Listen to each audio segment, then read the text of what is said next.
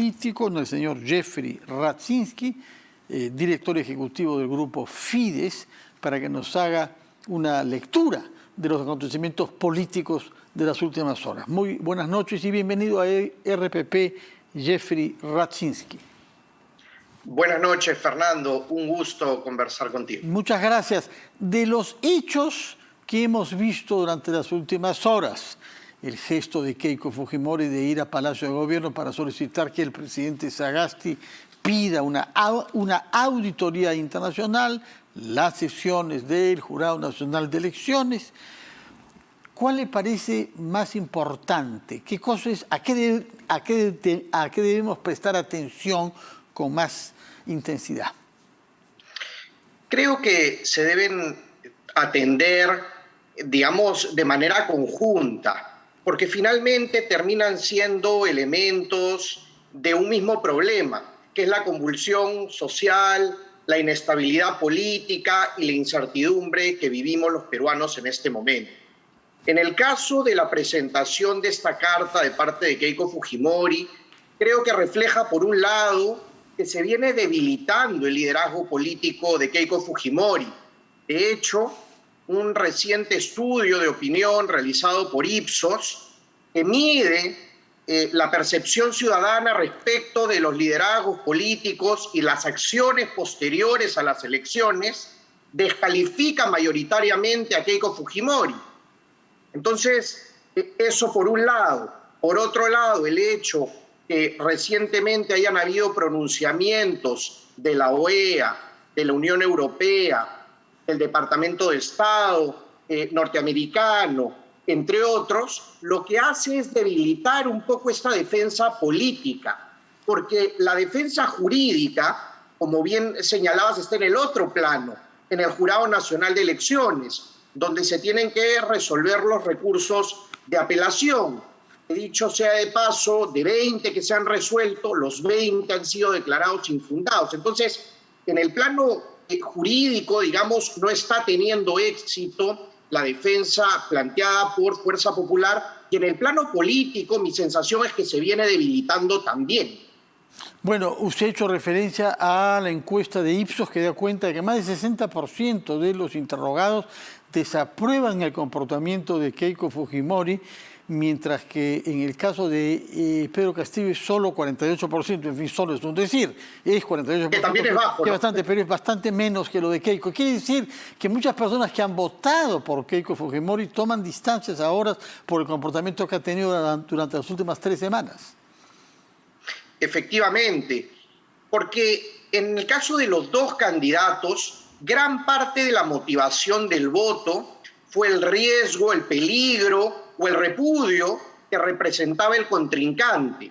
Entonces, el liderazgo propio, digamos, era bajo, era débil en ambos casos. Muestra de ello es el resultado que tuvimos el 11 de abril. Es inédito en la historia del Perú que pasen a segunda vuelta candidatos con tan baja votación. Entonces, digamos, el núcleo duro, los votantes motivados, entusiasmados con la candidatura, eran relativamente pocos, y la mayoría de los votantes eran en rechazo, digamos, por una identidad negativa a lo que planteaba, digamos, el adversario político.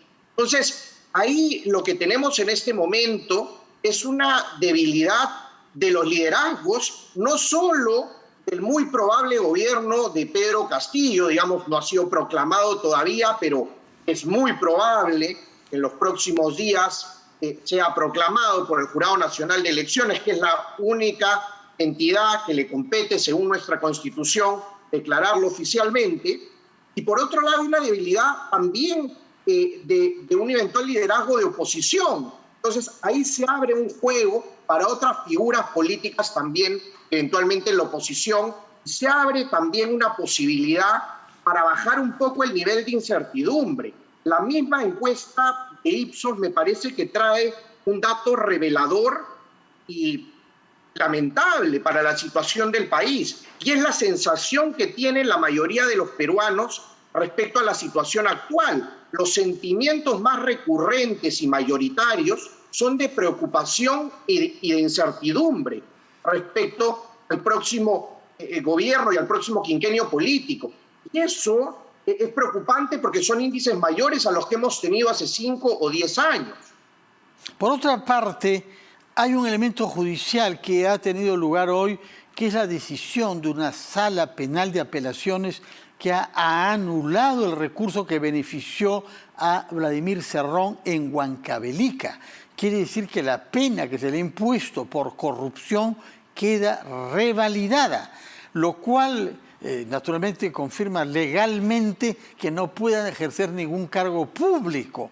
Esto abre una situación, o quizá confirma una situación política al interior del campo de Pedro Castillo, en el cual muchos quieren discernir una confrontación inevitable entre Pedro Castillo, candidato, como dice usted, probablemente elegido, y Vladimir Cerrón, secretario general y fundador del partido. Efectivamente, es un asunto relevante porque la figura de Vladimir Cerrón no solo es importante, digamos, de cara a Perú Libre, al partido que ha ganado o que parecería que ha ganado, todavía no se ha proclamado oficialmente, pero que ya tiene la bancada mayoritaria, 37 miembros en el Congreso, pero por un lado quitaría toda posibilidad de que sea funcionario público, y yo creo que eso es una buena noticia. De alguna manera está confirmando lo que la justicia ya había dictaminado. Y por otro lado, lo que abre es una discusión en relación a qué va a pasar con los liderazgos al interior de esa bancada de 37 miembros. ¿Quién la va a asumir? ¿La va a asumir el sector más ligado a Pedro Castillo? ¿La va a asumir el sector más ligado, digamos, programáticamente al Partido Perú Libre y con ello más cercano a Vladimir Cerrón? Yo creo que esa es una pregunta que todavía queda flotando en el aire. De acuerdo. Usted se ha referido en el caso de Keiko y de la derecha, por decirlo así, a una disputa de liderazgos, que no era imaginable hace pocas semanas, que se ha expresado quizá en el hecho de que el candidato Rafael López Aliaga hizo su propio mitin el sábado por la noche y no prestó concurso, digamos, al mitin en el que participó Keiko Fujimori. ¿Cómo interpreta usted la relación o el desempeño político de Rafael López Aliaga, que, como sabemos, obtuvo una muy buena votación en Lima?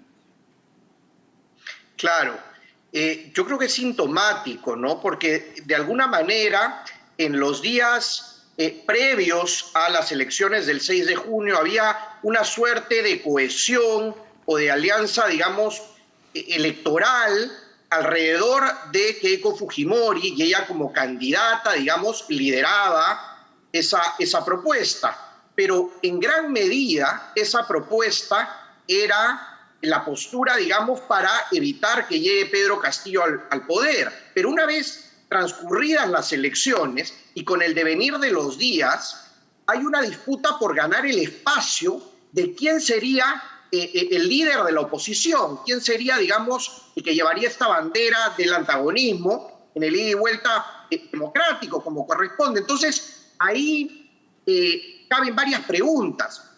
López Aliaga fue un candidato que quedó tercero y tuvo una votación muy alta en Lima. Y a diferencia de lo que ha ocurrido con Hernando de Soto, que tuvo un protagonismo importante en los días posteriores a la elección, en los primeros y en los días anteriores, digamos, porque no se decidía a quién le daba su respaldo en la segunda vuelta. Incluso luego ha tenido una postura Castillo, más pasiva.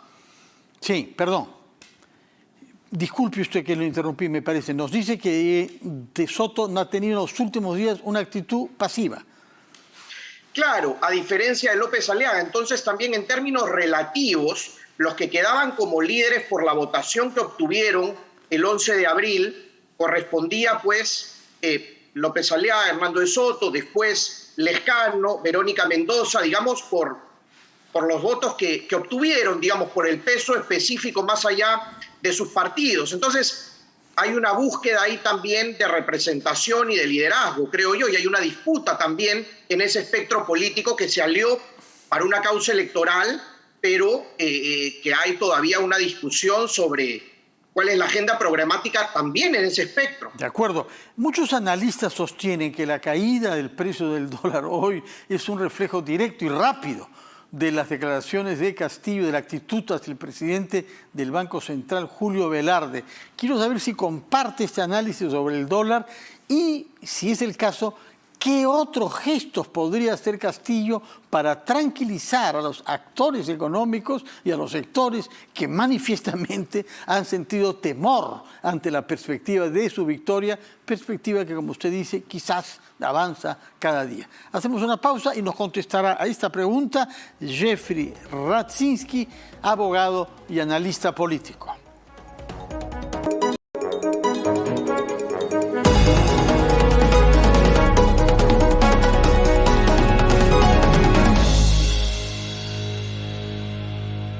Son las 7:18, estamos conversando con el abogado y analista político Jeffrey Radzinski, al que habíamos dejado planteada la pregunta sobre la caída del precio del dólar y en el contexto quizá de gestos de apaciguamiento y de tranquilización que está tratando de emitir el candidato Pedro Castillo. ¿Cómo lo interpreta usted?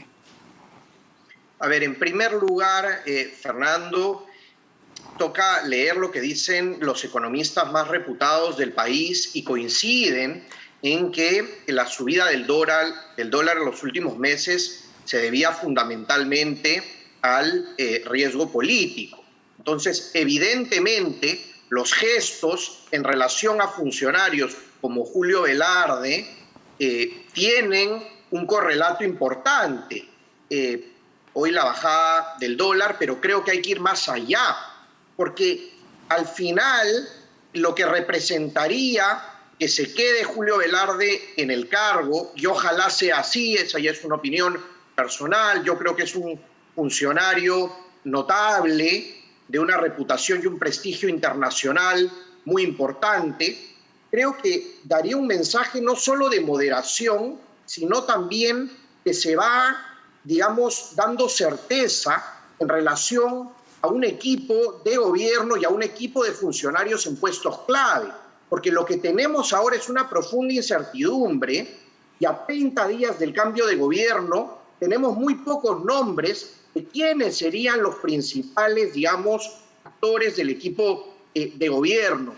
Yo creo que es un gesto importante, valioso políticamente, esta invitación a que se quede Julio Velarde, pero todavía no hay certeza sobre su respuesta a la afirmativa. ¿Qué otros gestos puede hacer, además del que ha hecho ya solicitando la permanencia en el cargo de Julio Velarde? Porque acá lo básico es el Ministerio de Economía y el responsable de la PCM. Sí, y me permitiría agregar, Fernando, también el Ministerio de Salud, porque seguimos en pandemia y ya vemos cómo algunos países desarrollados que tienen un índice de vacunación muy alto están ahora con algunos problemas con esta nueva variante Delta, y los epidemiólogos, los especialistas en la materia ya se han pronunciado en relación a la posibilidad de una tercera ola. Si bien es cierto, ha mejorado mucho la situación sanitaria en el Perú el último mes. Incluso en Arequipa, ¿eh? Correcto. Felizmente. Pero es fundamental también esa cartera, porque el gran marco que vivimos ahora, y también para comprender los resultados electorales, es la pandemia y sus efectos brutales. Entonces, yo creo que ahí también hay un foco muy relevante para que la continuidad con la vacunación y para que se siga acelerando la marcha del proceso, no solo de vacunación, sino también de atención. Todavía hay muchos pacientes. Ahora bien, la espada de Damocles que pende todavía sobre nuestra institucionalidad es la voluntad de convocar a una Asamblea Nacional Constituyente. ¿Qué escenarios prevé usted respecto de esta idea? A ver, primero, si vemos la percepción ciudadana, 1 de cada 3 peruanos está a favor, digamos, de la Asamblea Constituyente. Entonces, no es cierto que la mayoría de peruanos respalde la propuesta de la Asamblea Constituyente. Lo que sí respalda a la mayoría de peruanos es la necesidad de hacer cambios en la Constitución. Y luego hay un grupo que hizo un cambio total, otros cambios parciales. La mayoría se refiere a cambios parciales. Entonces, es cierto también que una bandera fundamental de la campaña de Pedro Castillo ha sido el planteamiento de una asamblea constituyente. Pero hoy estamos en otro escenario y tal vez pueda darse el caso de llegar a acuerdos para modificaciones a la Constitución sin necesidad de una asamblea constituyente. Ese es un escenario. Un segundo escenario, donde sí se plantea la asamblea constituyente, es la gran discusión de la forma, porque en democracia las formas son muy importantes y tan importantes como el fondo. Los medios... Aunque en los últimos tiempos hemos escuchado a muchos juristas que han hablado muy despectivamente sobre las formas y los formalismos. En los últimos tiempos he escuchado mucho. Sí, pero decía respecto de la constituyente, los medios para hacerla, porque no basta solo la voluntad de un presidente de la República, hay un procedimiento incluso para ir a referéndum. Tiene que pronunciarse el Congreso de la República, es un proceso largo, serían por lo menos 2 años. Entonces, yo creo que es un tema que está abierto, que está más ligado a la incertidumbre que se podría generar y una discusión que se podría tener también es si se podrían realizar varios cambios constitucionales sin necesidad de una constituyente. El propio Pedro Franque, lo he oído decir que eso es una posibilidad también. Ha dejado, digamos, el panorama abierto de una entrevista que le oí ayer. De acuerdo. Tomamos nota entonces de sus apreciaciones y de su optimismo relativo, si es que me permite simplificar su ánimo en esos términos, ¿no? ¿Ve usted ahora muchas más posibilidades de que haya un camino razonable y moderado que busque consensos más que en todo caso hace 2 semanas? Yo procuro ser un escéptico optimista. Creo que estamos en una situación muy compleja, muy difícil, me queda claro, pero creo que estamos todavía a tiempo de buscar ciertos consensos, cierta moderación que nos lleve para el camino del desarrollo. Y la base es preservar nuestra democracia. Ese es el elemento sustancial, en mi opinión. Muchas gracias, Jeffrey Radzinski. Retomo entonces esta definición que usted ha hecho de su actitud, un escéptico optimista. Muchas gracias y muy buenas noches. Vamos a hablar ahora sobre